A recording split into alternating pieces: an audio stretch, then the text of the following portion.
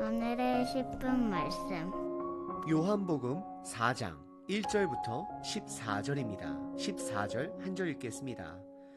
내가 주는 물을 마시는 자는 영원히 목마르지 아니하리니 내가 주는 물은 그 속에서 영생하도록 솟아나는 샘물이 되리라. 요한복음은 예수님의 정체성을 중심으로 이야기를 풀어나가고 있습니다. 가나안의 혼인잔치에서는 예수님이 참된 기쁨이 됨을 선포했습니다. 성전 청소 사건에서는 본인이 참된 성전임을, 니고데모와의 대화에서는 참된 탄생을, 그리고 요한의 침례에서는 본인만이 참된 침례가 됨을 선포했습니다. 이 모든 것은 결국 새롭게 태어나는 것을 말씀하고 계십니다. 그럼 오늘 본문은 실질적으로 거듭남의 사건을 우리들에게 보여주고 있습니다.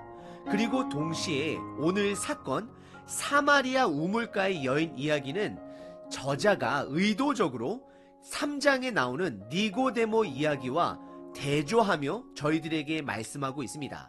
예를 들어 니고데모는 밤을 배경으로 합니다. 하지만 우물가의 여인은 낮을 배경으로 이루어집니다. 니고데모는 이스라엘의 최고의 교사였습니다. 하지만 사마리아 여인은 가장 인정받지 못하는 그룹에 속한 여인이었습니다. 니고데모는 남자였지만 사마리아 여인은 여성이었습니다. 니고데모는 예수님을 찾아갔지만 여인은 예수님이 찾아오셨습니다. 니고데모는 예수님의 대화 속에 그의 존재도 없이 사라지지만 이 여인은 예수님의 정체성을 깨닫고 오히려 예수님을 마을에 초청하여 모든 사람들에게 복음을 듣게 합니다. 오늘 본문은 우리들에게 예수님의 찾아오심은 그냥 찾아오심이 아니라 적극적인 찾아오심을 말씀하고 있습니다. 우리는 때론 예배 드릴 때의 모습 따로 실제 생활의 모습이 따로따로일 때가 있습니다. 하지만 예수님은 예배 시간뿐만 아니라 우리의 삶 모든 부분에 적극적으로 때로는 도발적으로 찾아오십니다. 예수님은 여러분들 가정에, 직장에, 자녀와의 대화 속에, 배우자의 관계 속에, 그리고 여러분들 인터넷 세상 속에서도 찾아가고 계십니다. 그럼 우리들의 자세는 말씀이 되신 예수님이 우리들의 삶을 찾아오셨을 때 적극적으로 받아들이셔야 합니다. 예수님은 오늘 우물가의 여인을 만나기 위해 계획하셨습니다. 의도적으로 만나셨습니다. 하지만 여인은 예수님의 의도적 방문을 생각하지도 못했습니다. 그러나 그녀는 결국 예수님을 받아들여 밤에 찾아온 니고데모와는 다르게 예수님이 말씀하신 그 생명을 깨닫게 되고 얻게 됩니다. 오늘 말씀을 통해 여러분들을 찾아갈 그 성령님을 적극적으로 받아들이시길 바랍니다. 그럼 여러분들의 갈증이 해소가 될 것입니다. 오늘 본문은 크게 두 부분으로 나눌 수 있습니다. 첫 번째, 오늘 본문의 배경을 설명하고 있습니다.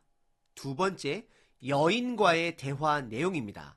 첫 번째 부분은 1절서부터 6절까지 오늘 본문의 배경을 설명합니다.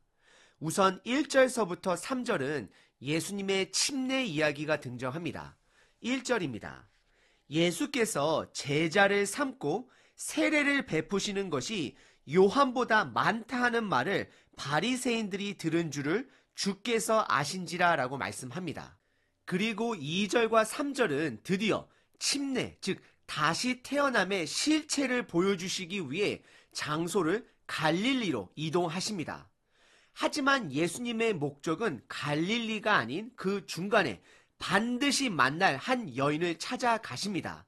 그래서 4절에 보시면 성경은 예수님의 의도적 방문, 즉 반드시 사마리아 지역을 통과해야 하는 그분의 의지를 보여주십니다. 4절입니다. 사마리아를 통과하여야 하겠는지라 라고 말씀합니다. 그리고 5절은 사마리아 지역 안에 있는 수가라 하는 동네에 예수님께서 찾아가십니다. 그리고 그곳은 야곱이 그의 아들 요셉에게 준 땅과 가깝다라고 말씀합니다. 이것은 나중에 예수님이 야곱보다 더 높은 자 되심을 드러내기 위한 설명인 것입니다. 그리고 이어지는 6절에 보시면 그곳에 야곱의 우물이 있는데 그곳에서 피곤하셔서 우물 곁에 앉으셨다라고 말씀을 하며 유대 시간으로 6시가 되었다라고 말을 합니다. 유대 시간 6시간에 6시간을 더하게 되면 현재 시간이 나오게 되는 것입니다. 그래서 낮 12시가 되는 것입니다. 예수님은 의도적으로 이스라엘 사람들이 부정하게 생각하는 사마리아 지역에 들어가셨습니다. 이스라엘 사람들이 사마리아 지역과 그쪽 사람들을 부정하게 생각하는 이유는 다음과 같습니다. 사마리아라는 지역은 예전 북이스라엘의 수도였습니다. 하지만 아람, 아수르, 페르시아, 그리스, 로마 여러 강대국들의 지배를 받으면서 피도 섞이게 되고 외모적으로도 언어적으로도 문화적으로도 모든 것이 혼합된 지역이 되다 보니 유대 사람들에게 있어서는 그곳은 부정한 곳, 부정한 사람들이라 여겼던 것이었습니다. 그래서 이스라엘 사람들이 남쪽 유대에서 북쪽 갈릴리를 가려면 사마리아 지역, 중간에 있는 사마리아 지역을 만나게 되는데 급한 일이 아니라면 이스라엘 사람들은 때로는 급한 일이라 할지라도 반드시 서쪽 해안가 쪽이나 동쪽 요단강 쪽으로 돌아 올라갔습니다. 하지만 예수님은 절대 급하지도 않으셨습니다. 나중에 4장 40절에 보시게 되면 사마리아 마을 사람들의 요청으로 예수님은 그곳에 이틀을 그들과 함께 더 지내시는 모습을 볼 수 있습니다. 예수님은 율법적으로 정죄받은 그 땅에 그리고 그 마을에서도 가장 정죄받은 여인을 만나기 위해 그곳을 찾아가고 계십니다. 오늘 본문의 첫 번째 부분은 예수님께서 의도적으로 유대 사람이면 절대 가지도 않는 사마리아 지역에 한 여인을 만나는 준비 과정을 우리들에게 보여주고 있습니다. 여러분들 기억하시길 바랍니다. 예수님은 지금도 여러분들을 만나기 위해 찾아가고 있음을 기억하셔야 합니다. 그리고 오늘 본문의 두 번째 부분은 7절서부터 14절까지 사마리아 여인과 예수님과의 대화 내용입니다. 총 6번의 주고받는 대화 중에 오늘 본문은 3번의 대화 내용을 담고 있습니다. 첫 번째 대화는 7절서부터 9절입니다. 사마리아 여자 한 사람이 물을 길르러 왔음에 예수께서 물을 좀 달라 하시니 이는 제자들이 먹을 것을 사러 그 동네에 들어갔음이더라. 결국 제자들은 없는 상태죠. 사마리아 여자가 이르되 당신은 유대인으로서 어찌하여 결국 남자로서 유대인의 남자로서 어찌하여 사마리아 여자인 나에게 물을 달라 하나이까 하니 이는 유대인이 사마리아인과 상종하지 아니함이더라 라고 말씀합니다. 이것을 간단하게 표현하자면 물을 달라는 예수님의 도발적인 요청에 이 여인의 반응이 되는 것입니다. 예수님은 이 첫 번째 대화에서 3개의 장벽을 과감하게 허무셨습니다. 첫 번째는 사회적 벽을 허무셨습니다. 그것은 유대인으로서 사마리아 여인에게 말을 건넨 사건이었습니다. 그 당시 유대인과 사마리아인 사이에서는 서로 미워하는 긴장감이 있었습니다. 하지만 예수님은 그것을 무너뜨린 것입니다. 두 번째는 도덕적 장벽입니다. 여인은 우물가에 혼자 왔음을 성경은 말하고 있습니다. 그 당시 여인들은 함께 물을 기르기 위해 우물가에 갔습니다. 왜냐하면 우물가는 여러 사람들이 왔다 갔다 하는 곳으로 봉변을 당하는 장소이기도 하기 때문에 여성분들은 함께 몰려다녔습니다. 하지만 이 여인은 남편이 과거에 5명이 있었던 여인으로 아마도 다른 여인들에게 환영을 받지 못한 것으로 보입니다. 하지만 예수님은 그녀의 도덕적 장벽을 넘어서 적극적으로 찾아오신 것입니다. 그리고 세 번째 장벽은 성별의 장벽입니다. 남자와 여자의 장벽입니다. 예수님은 유대인의 남자로서 사마리아 여인에게 말을 걸고 있다는 것입니다.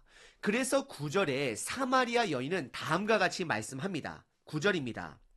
사마리아 여자가 이르되 당신은 유대인으로서 어찌하여 사마리아 여자인 나에게 물을 달라 하나이까 하니 이는 유대인이 사마리아인과 상종하지 아니함이더라 라고 말씀하십니다. 그리고 이어지는 두 번째 대화는 10절서부터 12절까지 생수에 대해 대화를 시작하십니다. 10절서부터 12절입니다. 예수께서 대답하여 이르시되 내가 만일 하나님의 선물과 또 내게 물을 좀 달라 하는 이가 누구인 줄 알았더라면, 너가 예수님이 누구인 줄 알았더라면 내가 그에게, 예수님에게 구하였을 것이요 그가, 예수님이죠, 생수를 내게 주었으리라 라고 말씀하십니다. 여자가 이르되 주여 물 기를 그릇도 없고 이 우물은 깊은데 어디서 당신이 그 생수를 얻겠사옵나이까? 우리 조상 야곱이 이 우물을 우리에게 주셨고 또 여기서 자기와 자기 아들들과 짐승이 다 마셨는데 당신이, 예수 당신이 야곱보다 더 크니까? 라고 되묻고 있습니다. 예수님은 그녀에게 너가 두 가지를 알았더라면 너가 원하는 것을 구했을 것이다 말씀하십니다. 그 두 가지는 첫 번째, 하나님의 선물, 즉 성령님을 통한 거듭남입니다. 새로 태어남입니다. 그리고 두 번째는 예수님 자신이신 것입니다. 예수님이 여기서 말씀하시는 생수는 의도적으로 우물과 비교하기 위해 사용하신 단어입니다. 우물이라는 것은 정체되어 있는 물이지만 생수는 솟아 흐르는 신선한 물을 말씀하는 것입니다. 그러자 여자는 예수님의 답변에 비아냥거리듯 두 가지로 답변을 합니다. 첫 번째는 11절에 당신은 물을 기를 그릇도 없는데 어떻게 이 깊은 데서 당신이 말한 그 생수를 기를 수 있겠느냐 반문합니다. 그리고 두 번째 비아냥거림은 12절에 이 우물은 야곱이 그 지역 사람들에게 준 것인데 당신이 야곱보다 더 큰 자냐라고 묻고 있는 것입니다. 두 번째 대화에서는 예수님께서 생수라는 단어를 사용하셔서 거듭남에 대한 가르침을 준비하고 계십니다. 그래서 세 번째 대화에서는 예수님께서 생수에 대해 더 적극적으로 설명하십니다. 13절과 14절입니다. 예수께서 대답하여 이르시되 이 물을, 실제적인 물을 말하는 거죠. 이 물을 마시는 자마다 다시 또다시 목마르려니와 내가 주는 물을, 거듭남을 얘기하는 거죠. 마시는 자는 영원히 목마르지 아니하리니 내가 주는 물은 그 속에서 영생하도록 끊임없이 솟아나는 샘물이 되리라 라고 말씀하고 계십니다. 예수님은 실질적인 물은 마시게 되면 또다시 목마르게 되지만 예수님이 주시는 물은, 즉 거듭나는 것은 영생하도록, 즉 끊임없이 샘솟는 샘물이 될 것이다 라고 선포하고 있는 것입니다. 그리고 이 샘물은 구약의 수많은 생명수 구절들과 연결이 되는 것입니다. 그중 연결된 한 가지 구절을 읽겠습니다. 이사야서 12장 3절입니다. 그러므로 너희가 기쁨으로 구원의 우물들에서 물을 기르리로다 라고 말씀하십니다. 오늘 본문의 두 번째 부분은 예수님과 사마리아 여인과의 대화 내용이었습니다. 예수님은 이 여인에게 성령으로 거듭남의 선물을 알려주기 위해 의도적으로, 적극적으로 이 여인을 방문하셨습니다. 예수님은 오늘도 여러분들을 방문하고 계십니다. 예수님은 단지 이 세상에 오셔서 그냥 머무시는 분이 아니십니다. 적극적으로, 때로는 도발적으로 우리를 찾아오십니다. 문제는 오늘 사마리아 여인처럼 나를 찾아오신 예수님의 정체성을 깨닫지 못할 때가 있습니다. 오늘도 예수님은 여러분들께서 음식을 만들 때도, 자녀들에게 학교 라이드를 줄 때도, 부부 사이 대화 속에서도, 직장 속에서도 찾아오고 계십니다. 그럼 저와 여러분들은 예수님의 찾아오심에 우리들 또한 적극적으로 반응해야 합니다. 하지만 때로는 사마리아 여인처럼 못마땅한 표현으로 반응할지라도 반드시 생명에 반응하시길 바랍니다. 말씀에 반응하시길 바랍니다. 그러면 말씀이 되신 예수님께서 반드시 여러분들을 회복시키실 것입니다. 오늘 하루 적극적으로 찾아오시는 예수님께 적극적으로 반응하시는 저와 여러분 되시길 바랍니다.